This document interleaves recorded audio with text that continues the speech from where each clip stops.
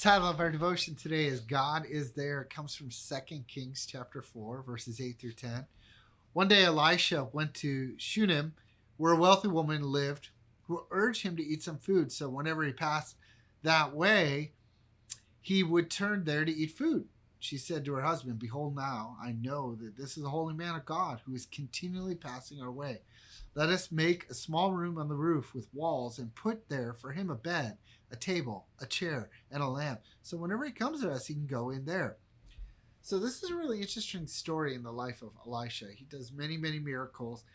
And Elisha asked for a double portion of what his mentor Elijah had as a prophet. And so we see that all throughout 2 Kings.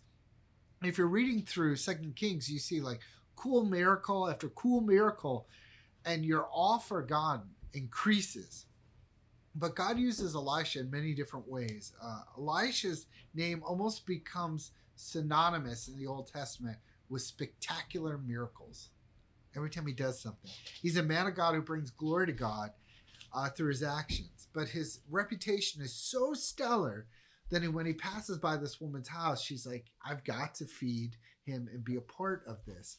And not only was he welcome into this wealthy woman's house, but she built a room for him so that he could lodge in. And it's a pretty cool story. I mean, that generosity she has given to him is amazing. And just a quick question for you, like, how are you being generous to people around you with what the Lord has given you? Are you stewarding your resources in a way that would bring glory to God? But in this story, she does that. In 2 Kings, it's kind of like a roller coaster of up and down things, like cool miracle, difficult time, cool miracle, difficult time. And in response to her generosity, Elisha promises her that a son would come. And she was old. She didn't have a son.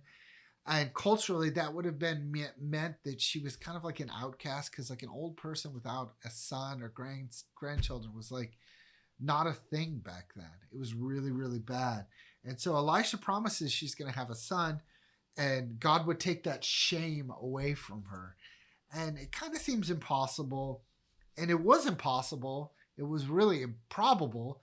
And yet it happened. And so God does what he wants to do no matter what the constraints are. So a year later, she has this son, and the child is born. This woman had longed for him for many, many years, and then the child died. And when that happens, she becomes despondent, but she doesn't give up her hope.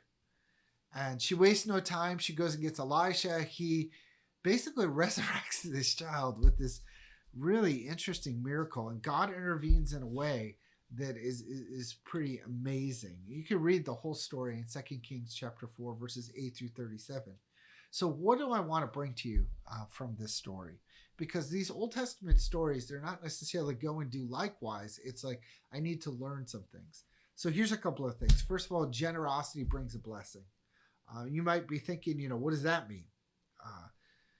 Ecclesiastes 11:1 talks about a generous spirit leads to multiplied opportunities. And so your generosity will lead to more opportunities to be generous for the Lord. So if you're faithful to shepherd what God has given you, I believe that he is faithful to give to you more, not in like a name it and claim it, not in a like, if you give $10, God will give you $1,000, but in like this heart of generosity, God brings opportunity for you to steward that the resources he's given you for his glory.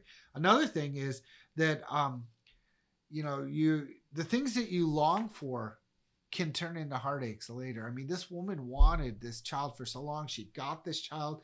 It must have been even worse to have this child and to see this child die. I mean, she must have been destitute and so sad. Number 3, God can also, though, take those tragedies and turn them into joy. Imagine that. No son dies, son comes back alive. I mean, what a roller coaster of a story. It's a pretty amazing story.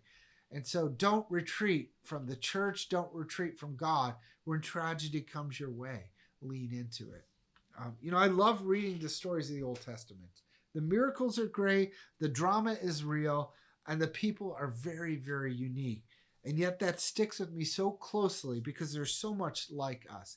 And they really kind of take God at face value. And so what I want to encourage you is that God is real. God is there with you in your difficulty and in your joy. God is always near. You're loved.